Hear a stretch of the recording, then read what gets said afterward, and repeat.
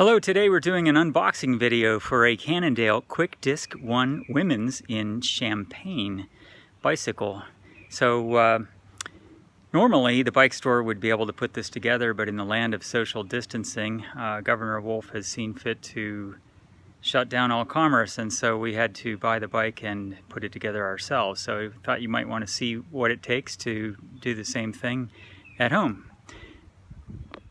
Here's the box that it arrived in from REI. This came from an REI shipper. You can see on the inside both wheels are off. Frame is still packed in. We'll need to put the handlebars in. We'll need to put the pedals on, and the derailleur should be pre-adjusted when we set up.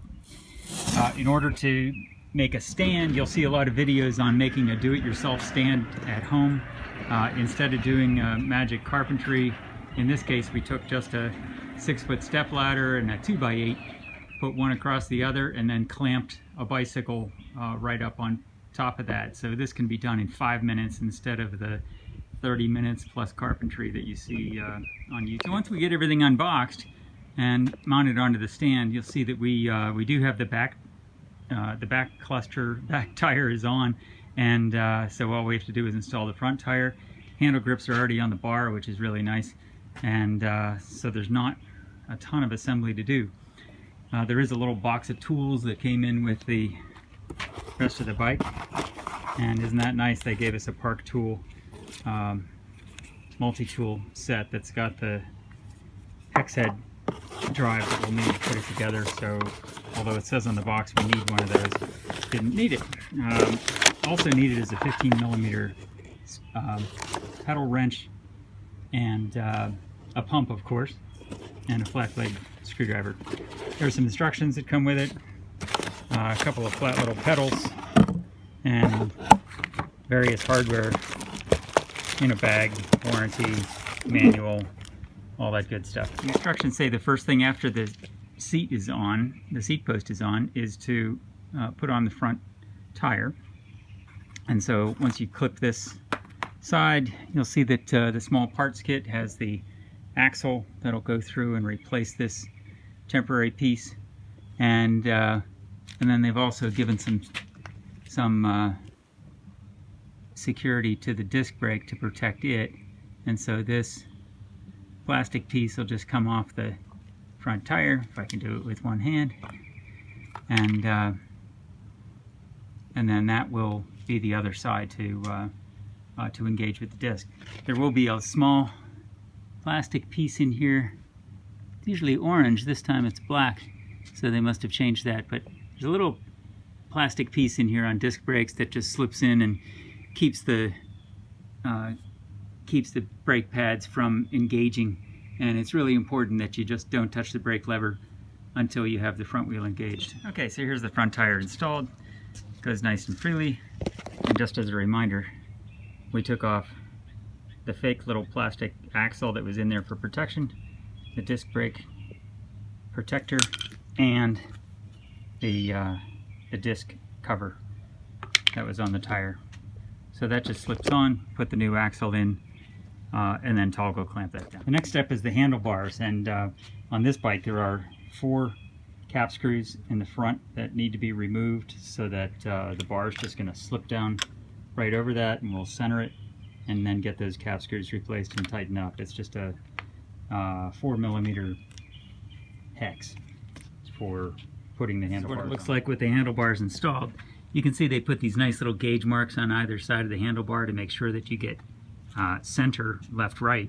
And then you'll also need to, before this thing is tightened, make sure that you have the bar rotated in the right orientation, because we've got this bike running a little bit downhill on the frame that we've put it on. So we have to take that into account when we're putting that on. So we might do some fine-tuned adjustments on that.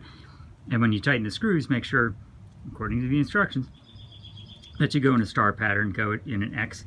So you're going, diagonally down, up, and just keep on tightening in that way so that you get even pressure across all the screws. And then we're ready for the pedals. So we take the packaging off once again, and we're going to put these flat pedals on for now that came with the bike, and then look for maybe some better pedals as time goes on.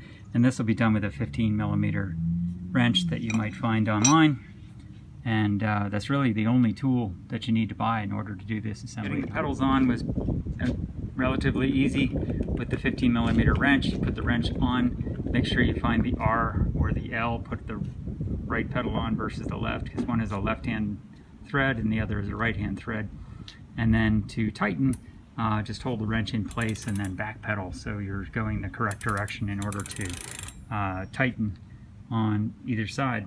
And then of course, up in the frame that it's on, I can't tighten it all the way yet, so we have to take it off the frame, and then we'll do a final tightening by holding the back wheel in place. Here's the finished product, the ladies Cannondale Quick Disc 1 in Champagne. You see that we put a water bottle on it. That was easy, just a 4mm 2 cap screws. We put a kickstand on it. If you buy that kind of a kickstand, that aluminum casting in black, it looks nice. You need to cut off the bottom a little bit in order to get it to tip at the right angle. And then I've also got some rework that I have to do, where you see on this bike the top casting for the kickstand does not drop into place quite right, so we've got it bridging, and it's actually running into the adjustment cable for the front derailleur. So that's not good over time. That's going to rub on that and cause derailleur adjustment issues. So I'm going to get out a saw and cut the ends off this casting and have it drop down inside in order to get it out of the way of that cable. That's the only way to get this kickstand to work on this bike. I wouldn't say that the bike is roadworthy yet. We haven't really tested the brakes. You see that we have a lot of throw on this front brake coming out of the box, so we have some brake adjustment to do. We really have to just yank on these handlebars and make sure that they're not going to loosen up as we ride. Same thing with the seat post that we tightened up initially, and we have to make sure that that's ready to ride. And we did fill up the tires to 95 psi, and otherwise should be ready to go. And whenever REI opens, we'll take it back to the guy in the ponytail and the Birkenstocks, and he can take a look at it and tune it up. Since we bought it there, didn't have a chance to have them assemble it. They'll do a tune-up after we get the store back open, and that should help out and get us ready for Mother's Day.